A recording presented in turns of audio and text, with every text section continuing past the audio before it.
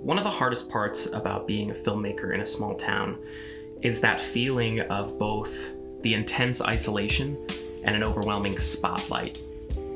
It's that contrast that I've come to know as sort of the space between my goals and my fears. As my portfolio develops, I start gaining the confidence that I need to take risks. I put myself out there more, I make myself vulnerable, and I put my art out there in front of quite literally everybody that I know. During that process, I see the attention trickle in. A family member likes the video, a close friend, maybe an old coworker. And then, unless I've hacked some strange Instagram algorithm that I still don't quite really understand, then nothing. Radio silence. But why? My art is good, right? I'm seeing myself grow, right?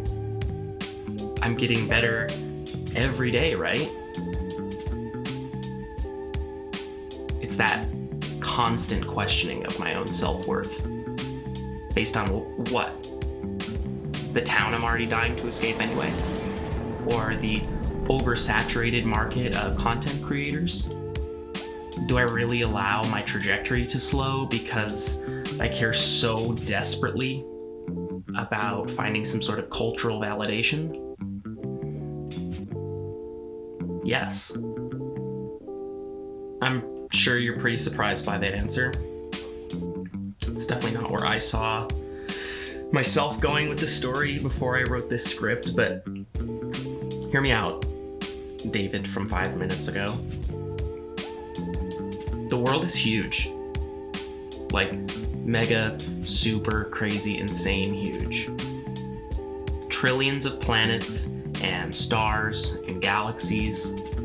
Just on our one tiny little planet, there's almost 8 billion of us.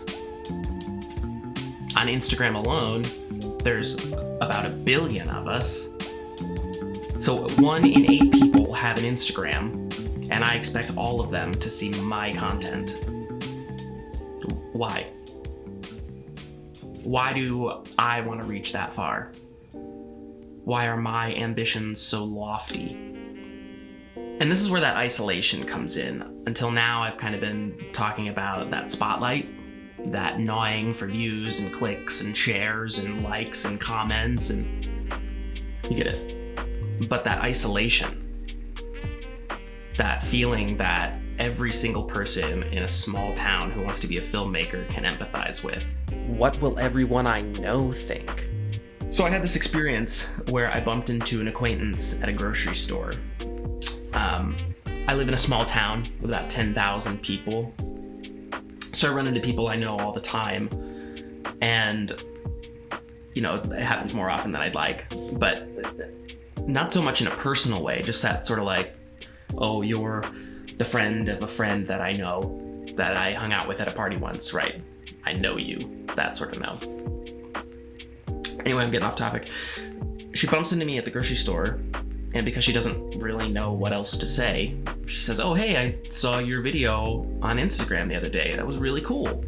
I'm like, oh, awesome, thanks. What video? And then she said it. That, like, crushing sentence that I hope some of you empathize with.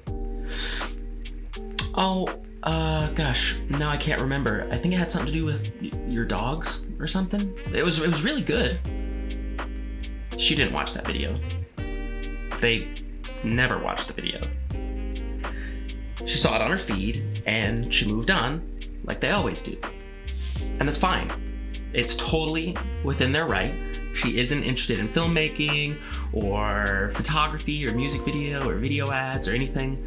It's not her responsibility to make me feel special just because she doesn't know what else to say in the moment and she feels obligated to talk to me because we know each other. So maybe I'm being a bit of a cynic, but yeah, it bothered me. It really did. It definitely shouldn't have, but it did. If I can't handle the judgment, or lack thereof, of people in my own small town, How am I supposed to be able to handle the judgment of people, either A, that I look up to and admire, or B, the savages that exist on the internet? Right now, I'm in a perfect spot to nurture this organic growth that I'm experiencing. I'm making myself vulnerable in front of people who already know who I am. I'm experiencing all of those first missteps in your career as a filmmaker under the smallest spotlight possible. You know, by the time that I really start to experience groundbreaking growth, to the point that I'm working on full feature films and working with huge actors and directors, I get to experience those initial shortcomings under the smallest lens possible. This is the perfect opportunity for me to find my style, nurture my skills, work on my craft.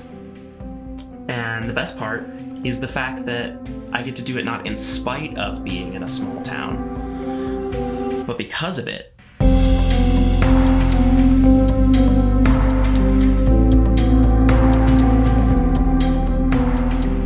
Without this unique experience, I wouldn't be able to use it to my advantage.